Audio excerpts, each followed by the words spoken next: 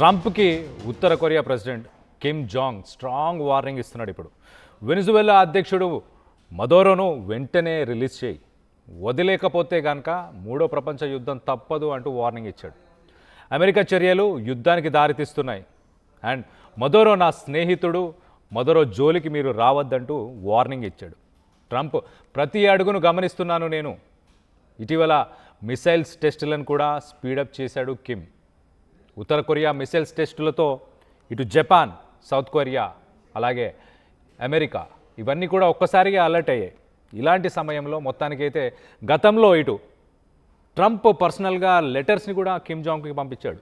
వీళ్ళిద్దరు ఫ్రెండ్షిప్ కూడా బాగానే ఉంది, చాలా వింతగా ఉంది అని ప్రపంచంలో చర్చ జరుగుతున్న సమయంలో ఇప్పుడు షాకింగ్ వేవ్స్, షాకింగ్ కామెంట్స్ అని చెప్పుకోవచ్చు. ఒకసారి కిమ్ జాంగ్ ఏం మాట్లాడాడు ఒక్కసారి వినే ప్రయత్నం చేద్దాం. నా friend Venezuela president Nicolas Maduro నా ఫ్రెండ్ని వెంటనే విడిచిపెట్టు, leave my friend or else face me or మూడో ప్రపంచ యుద్ధానికి సిద్ధంగా ఉండు అని చెప్పి వార్నింగ్ అయితే ఇస్తున్నాడు. ఒక మేజర్ డెవలప్మెంట్ అనుకోవచ్చు. ఇటు నార్త్ కొరియా సడన్గా ఇటు అమెరికా, అందులోనూ ట్రంప్ని ఉద్దేశించి అటాక్ చేయడం, ఒక స్టేట్మెంట్ని కూడా ఇష్యూ చేశారు. సో మొత్తం మీద రీసెంట్ రిపోర్ట్స్ ప్రకారం ఇటు అమెరికాకు వార్నింగ్ ఇస్తున్నాడు. ఒక గ్లోబల్ వార్ జరగబోతుంది మరి నా ఫ్రెండ్ని వదలకపోతే అంటూ కిమ్ జాంగ్ ఉన్ చెప్పుకొచ్చాడు. అలాగే దాంతోపాటు మదోరోను నా ఫ్రెండ్, అతన్ని ఇమీడియట్గా మీరు రిలీజ్ చేయకపోతే కనుక ఇంటర్నేషనల్ కాన్సిక్వెన్సెస్ చాలా సీరియస్గా ఉండబోతున్నాయి అంటూ చెప్పుకొచ్చాడు. మనం ఒక్కసారి చూస్తే కనుక ఇటు నార్త్ కొరియా ఈ మధ్యకాలంలో బెలిస్టిక్ మిసైల్స్ని కూడా యూజ్ చేస్తుంది. సో వార్కి నేను సిద్ధంగా ఉన్నాను అని ఒక సంకేతాన్ని ఇస్తున్నాడు చాలా క్లియర్గా. ఒకసారి సిరీస్ ఆఫ్ ఈవెంట్స్ కూడా మనం చూసే ప్రయత్నం చేద్దాం. ఇటు 2026 జనవరి 4, జనవరి 5 ఈ 2 రోజుల్లో కూడా కిమ్ జాంగ్ కొత్త సంవత్సరాన్ని కొత్త మిసైల్స్తో స్టార్ట్ చేశాడు. హైపర్సోనిక్ మిసైల్స్ని యూజ్ చేశాడు, టెస్ట్ చేశాడు. యుద్ధానికి సిద్ధంగా ఉన్నానని ఒక సంకేతాన్ని ప్రపంచానికి ఇచ్చే ప్రయత్నం చేశాడు.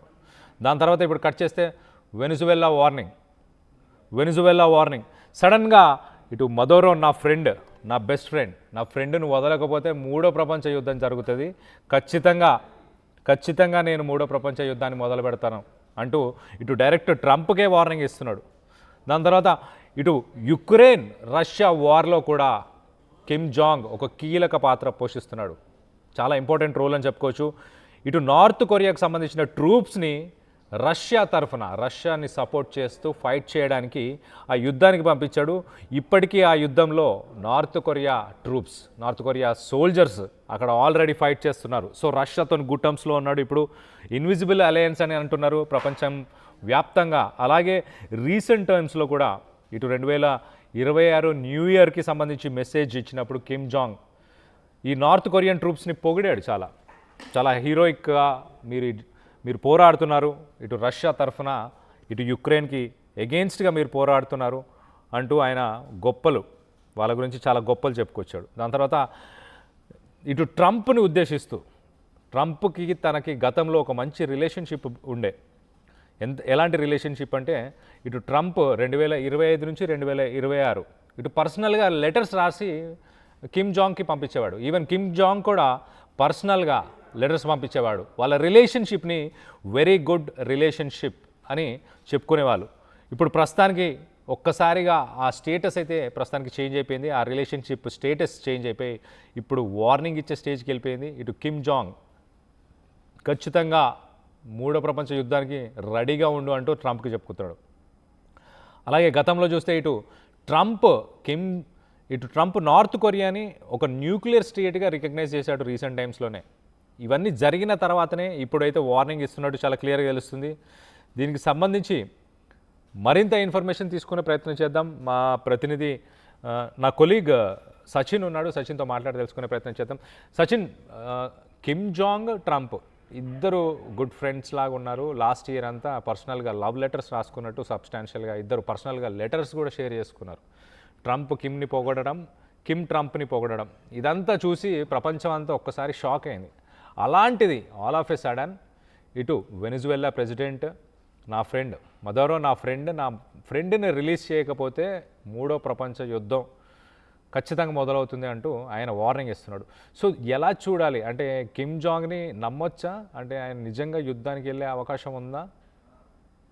రైట్, ప్రస్తుతం కిమ్ కి సంబంధించి ప్రపంచవ్యాప్తంగా డిస్కషన్ జరుగుతోంది. ఎందుకంటే ఉత్తర కొరియా అధినేతగా ఉన్నప్పటికీ కూడా కిమ్ చేసే ప్రతి చర్య ట్రంప్ నే దాదాపుగా పోలి ఉంటుంది. అంటే ట్రంప్ ఎవరికి చెప్పా పెట్టుకుని ఎలా చేస్తూ ఉంటాడో కిమ్ కూడా అలాగే చేసే అవకాశం ఉంది. ఇక్కడ దీనికి బలం చేకూర్చేలాగా గత కొద్ది రోజుల క్రితం జనవరి 4వ తారీఖున అంటే నిన్న కాక మొన్న ఆదివారం రోజు కిమ్ జాంగ్ ఉన్ ఏకంగా హైపర్సోనిక్ మిసైల్స్ ను ప్రయోగించాడు. ఈ సందర్భంలో ఆయన మాట్లాడుతూ ఇటు జియో పాలిటిక్స్ గురించి మాట్లాడుకొచ్చాడు మాట. ఏమంటాడు, రాజకీయ సంక్షోభాలు ఉన్నాయి, దీని కారణంగా ఇటు న్యూక్లియర్ డిటరెంట్ అనే ఒక పదాన్ని ఉపయోగించడం జరిగింది. దాన్ని బలోపేతం చేసుకోవడం చాలా ముఖ్యం అని చెబుతూనే వాళ్ళకున్న న్యూక్లియర్ ఫోర్సెస్ గురించి చెప్పుకొచ్చాడు. దాంతో పాటు యుద్ధానికి సిద్ధం చేస్తున్నామని చెప్పుకురావడం దీనికి మరింత బలాన్ని చేకూర్చింది. అయితే ఇవన్నీ కూడా జపాన్ సముద్ర తీరానికి సమీపంలో పడడంతో జపాన్, దక్షిణ కొరియా దేశాలు కూడా ఆందోళన వ్యక్తం చేశాయి. అయితే ఎందుకు ఇప్పుడు వెనిజులా వివాదం గురించి మాట్లాడుకుంటున్న సందర్భం గురించి వెనిజులా అధ్యక్షుడు నికోలస్ మదురో అరెస్ట్ వ్యవహారంలో కిమ్ జాంగ్ ఉన్ అమెరికా అధ్యక్షుడు డొనాల్డ్ ట్రంప్ ని హెచ్చరించాడు అనేది కొన్ని అంతర్జాతీయ న్యూస్ అవుట్లెట్స్ ఇన్ఫాక్ట్ అంతర్జాతీయ న్యూస్ అవుట్లెట్స్ మాట్లాడుకుంటున్న సందర్భం. ఒకవేళ మదురోను కనుక విడుదల చేయకపోతే అంతర్జాతీయ పరిణామాలను ఎదుర్కోవాల్సి వస్తుంది, ఇది ప్రపంచ యుద్ధానికి దారితీయచ్చు అనేది ఆయన హెచ్చరించినట్లుగా తెలుస్తోంది. కారణం ఏంటంటే ఇక్కడ చిన్న కరెక్షన్ కావచ్చు, లేకపోతే చిన్న క్యాలిక్యులేషన్ గురించి ఇక్కడ ఏమవుతుందంటే కనుక ఒకవేళ పుతిన్ ఉద్దేశించి ఎక్కడ వెళ్లే అవకాశం ఉంటుందా? ఎందుకంటే వెనిజులాకి సంబంధించి మాట్లాడుకున్న సందర్భంలో వెనిజులాకి రాత్రికి రాత్రి అటు నికోలస్ మదురోని ఎత్తుకు వెళ్ళిపోయింది అమెరికా అనేది వినిపించమాట. ఇక్కడ యుక్రెయిన్ కూడా రియాక్ట్ అయింది. యుక్రెయిన్ ఏమంటోంది, ఇటు వెనిజులా అధ్యక్షుడు మీరు చేయగలిగారు, ఇటు రష్యా అధ్యక్షుడు పుతిన్ కూడా మీరు అలా రాత్రికి రాత్రి తీసుకువెళ్ళగలరా? ఒకవేళ ట్రంప్ మాట వినకపోతే కనుక నెక్స్ట్ టార్గెట్ లో వినిపిస్తోంది గ్రీన్లాండ్, ఆ తర్వాత కొలంబియాతో పాటు క్యూబా, అలా ఈ చిన్న చిన్న దేశాలన్నీ కూడా అక్కడ వినిపిస్తుంది. అఫ్ కోర్స్ ఇరాన్ మీద కూడా టార్గెట్ చేయొచ్చు అనేది.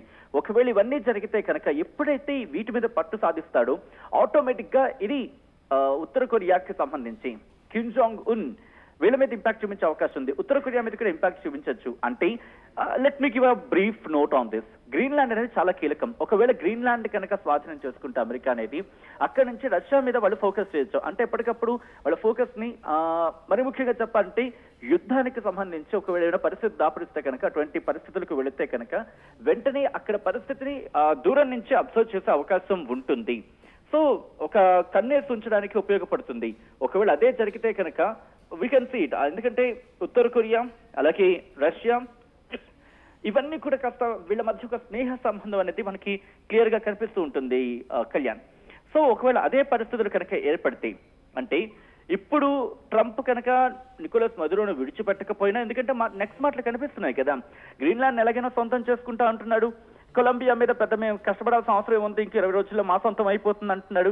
క్యూబా గురించి అయితే క్యూబా అవసరం ఏముంది, వెనిజులా చేతిలోకి వచ్చేస్తుంది కాబట్టి క్యూబా మాకేం పెద్ద లెక్క కాదు, అసలు దాని మీద దాడి చేయాల్సిన అవసరం ఏం లేదు, ఆటోమేటిక్ గా అది మా చేతిలోకి వచ్చేస్తుంది అనే అర్థం వచ్చేలా మాట్లాడుతున్నాడు. సో ఇక్కడ ఈ పరిణామాలను చూస్తుంటే ఎప్పుడైతే వెనిజులా పరిణామం ఇటు ప్రపంచం ఎవరు ఊహించలేదు. అఫ్ కోర్స్ ఇది కాస్త నానాడికి అటువైపు ఉండొచ్చు కాక, బట్ అయినప్పటికీ కూడా ప్రపంచ పరిణామాల గురించి మాట్లాడుకునే సందర్భంలో మాత్రం ఈ మాట వినిపిస్తుంది.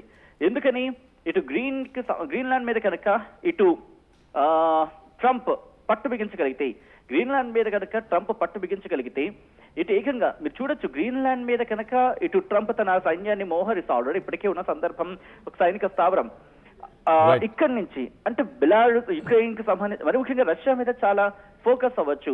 ఇక అక్కడి నుంచి రష్యా మీద కనుక ఫోకస్ అయితే ఇంకేముంది, సౌత్ కొరియా, నార్త్ కొరియా ఈ రెండింటి మీద పెద్ద కష్టమే కాకపోవచ్చు అనేది ఇక్కడ వినిపించే వాదన. కాబట్టి ఇటు మరి ముఖ్యంగా చెప్పినప్పుడు పసిఫిక్ ఓషన్ మీద అమెరికా పూర్తి స్థాయిలో పట్టు సాధించే అవకాశం ఉంటుంది. అట్లాంటిక్ ఓషన్ కి సంబంధించి పూర్తిగా ఒకవేళ గ్రీన్లాండ్ స్వాధీనం చేసేసుకొని దాంతో పాటు మెక్సికో, క్యూబా, అలాగే గ్వాటమాలా, వెనిజులా, కొలంబియా వీటన్నిటిని కూడా ఒకవేళ తన స్వాధీనంలో తెచ్చేసుకుంటే కనుక ఇటు అట్లాంటిక్ సముద్రం తన ఆధీనంలోకి వెళ్ళిపోతాయి. మరి ముఖ్యంగా ఇటు యూరప్ కి దాంతో పాటు అమెరికాకి మధ్యలో ఉంది, కరెక్ట్ గా ఎగ్జాక్ట్ లొకేషన్ లో ఉందని చెప్పుకోవాలి గ్రీన్లాండ్ అనేది. సో ఒకవేళ అక్కడ కనుక లాగేసుకున్నా, లేకపోతే ఇవన్నీ పరిణామాలు జరిగితే కనుక ఇది కష్టం అవుతుంది. అండ్ ఆ తర్వాత ఎవరు ఎంత గింజుకున్నా అమెరికా వినే ప్రసక్తి ఉండదు. ప్రపంచాన్ని మళ్ళీ పాత కాలంలోకి మనం సాధారణంగా అంటూ ఉంటాం, పాత యుగానికి తీసుకువెళ్ళిపోతాడని చెప్పి ట్రంప్ అనేది ఒక చర్చ జరుగుతున్న క్రమం. సో ఇలా ఇప్పటికే మనం గమనిస్తే కనుక సౌదీ కావచ్చు, ఇలా ఈ కొన్ని ప్రాంతాలు ఇప్పటికే అమెరికా మాట వింటున్నాయి, అమెరికా చేసే ప్రయత్నం చేస్తున్నాయని ఒక చర్చ జరుగుతున్న క్రమం ఉంది. కాబట్టి ఇటు నార్త్ కొరియా బహుశా ఆందోళన వ్యక్తం చేస్తుందండలో అతిశయోక్తి లేదు. ఇప్పటికే మనం చూసాం, గతంలో ఎవరి మాట వినిపించుకోడు Kim Jong Un, and nuclear విషయంలో కూడా ప్రస్తుతం అదే చర్చ జరుగుతుంటుంది. అందుకే ఇప్పుడు ప్రయోగాలు కావచ్చు, లేకపోతే ఇదొక బల నిరూపణ కింద చెప్పుకోవాలి. అంటే బలాన్ని బల ప్రదర్శన, నిరూపణ కూడా కాదు, బల ప్రదర్శన అనేది చెప్పుకోవాలి. మా దగ్గర ఉన్న సత్తా ఇది, మేము చేయగలిగే సత్తా ఇది అని చెప్పి. సో ఇక్కడ ఒకవేళ అదే పరిస్థితి తలెత్తితే, రిమెంబర్ ఇక్కడ చైనా కూడా వార్నింగ్ ఇచ్చిన సందర్భం అమెరికాకు. కారణం అక్కడ కూడా రిలేషన్స్ దెబ్బతింటున్నాయి. ఇంకా కారణం ఏంటి, ఇటు చైనా ఇంపాక్ట్ అనేది వెనుజులా చమురు ఎక్కువగా ఉన్నాయి.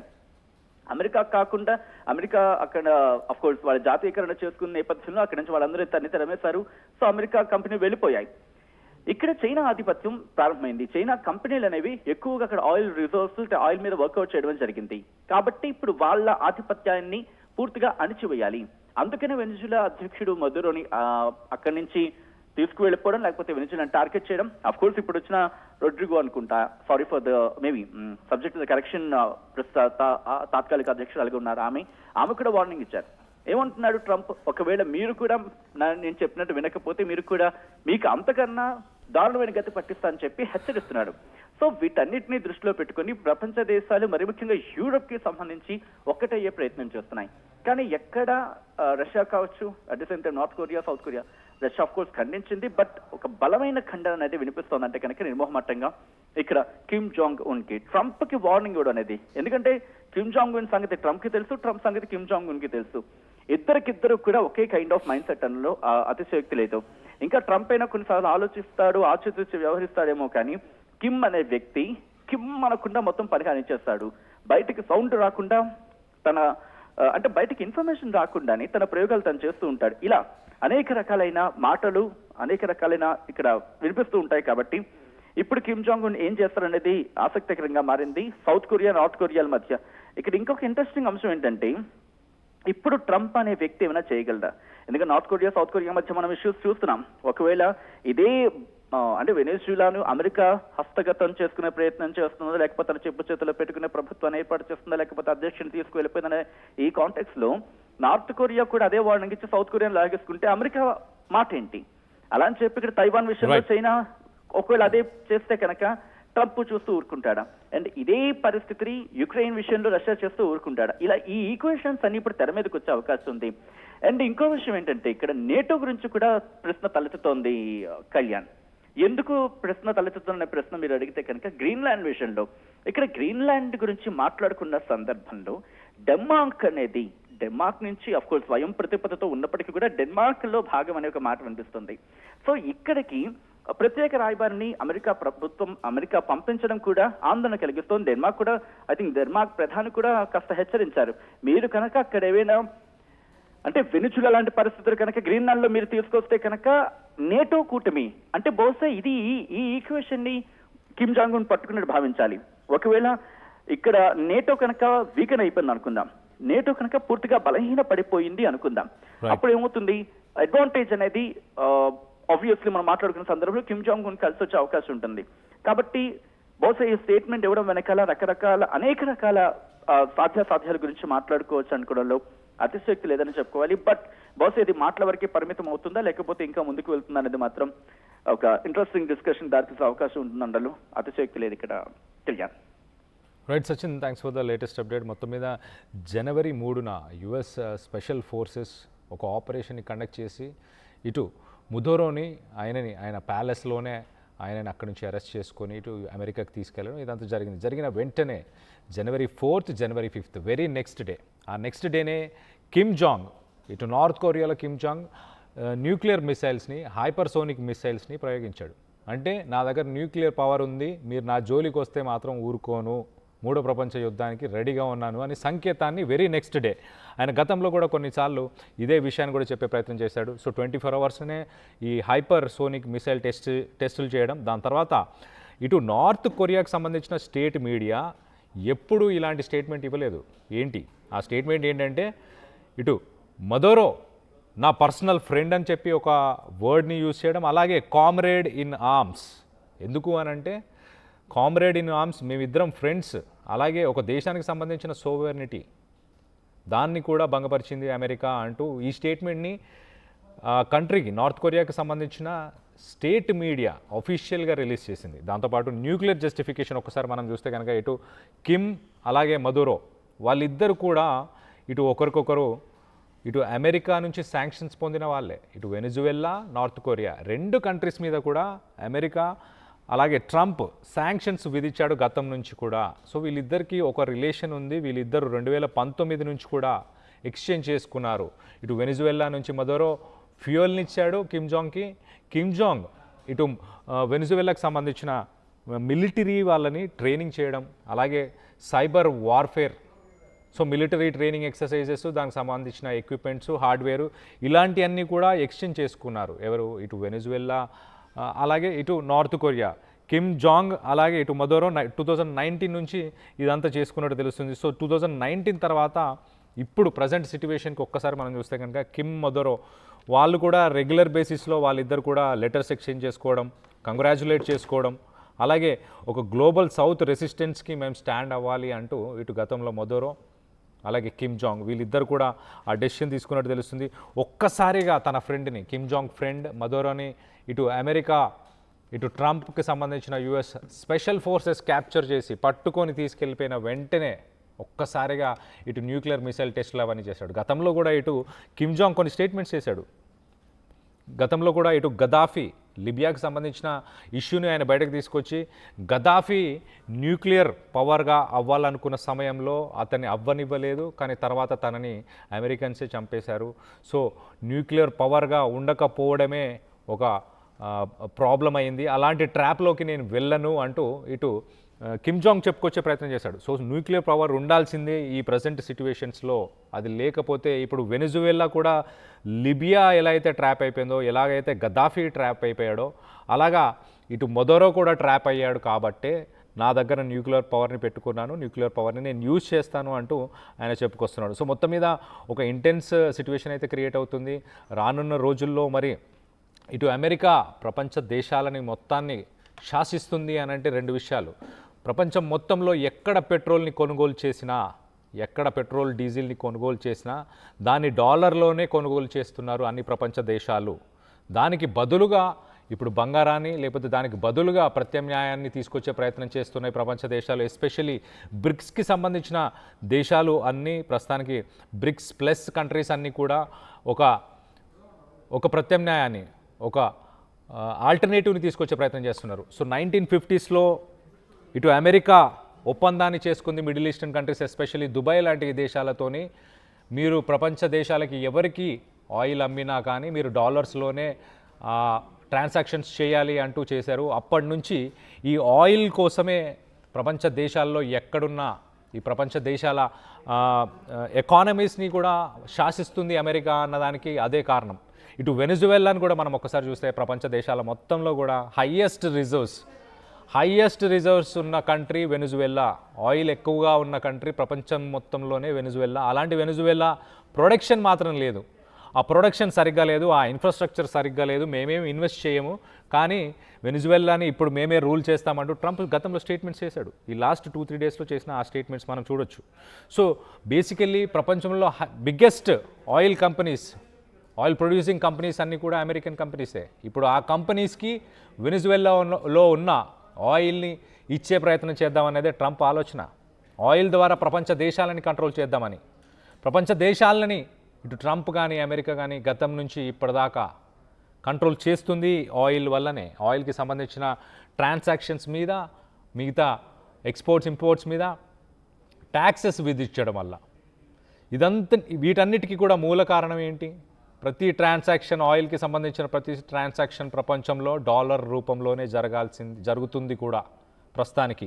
దానికి ప్రత్యామ్నాయాన్ని తీసుకొచ్చే ప్రయత్నం బ్రిక్స్ చేస్తుంది. కాబట్టి ఇటు బ్రిక్స్లో భాగంగా ఉన్న ఇండియాని, చైనాని, రష్యాని, బ్రాజిల్, ఈ దేశాలన్నిటినీ కూడా ట్రంప్ ఎప్పటికప్పుడు వార్న్ చేస్తూ ఉంటాడు, ఎప్పటికప్పుడు టార్గెట్ చేస్తూ ఉంటాడు, ఈ దేశాల మీద ట్యాక్సులు విధించే ప్రయత్నం చేస్తుంటాడు. కానీ వీటన్నిటికీ లొంగని కొంతమంది వ్యక్తులు ఉన్నారు. దాంట్లో కిమ్ జాంగ్ కూడా ఒకడు. కిమ్ జాంగ్ అదే ఇప్పుడు ప్రస్తుతానికి తన వెపన్, ఎప్పుడు యూజ్ చేసే వెపన్. ఎప్పుడు ట్రంప్ కానీ అమెరికా కానీ, ట్రంప్కి సంబంధించిన అమెరికాకు సంబంధించిన యుద్ధ నౌకలు కానీ ఏవైనా ఇటు నార్త్ కొరియా పరిసర ప్రాంతాల్లో కనిపించినా కూడా న్యూక్లియర్ టెస్టులు చేస్తాడు వెంటనే ఇమీడియట్గా న్యూక్లియర్ టెస్టులు చేసి, మీరు నా జోలికి వస్తే నేను న్యూక్లియర్ పవర్ని యూజ్ చేస్తాను, మూడో ప్రపంచ యుద్ధానికి దారి తీస్తాను అంటూ ఆయన చెప్పే ప్రయత్నం చేస్తాడు. సో మొత్తం మీద ఇటు మొదరో నా ఫ్రెండ్ని ఇమీడియట్గా వదిలేయాలి, లేకపోతే మూడో ప్రపంచ యుద్ధం మొదలు పెడతా అంటూ ఇటు కిమ్ జాంగ్ చెప్పుకొచ్చాడు. దీనికి సంబంధించి మీరేమనుకుంటున్నారు? మీ అభిప్రాయాలను కింద కామెంట్ రూపంలో తెలియపరచండి. అసలైన తొలి వెలుగు. ఫాలో వాట్సాప్ @తొలి వెలుగు official.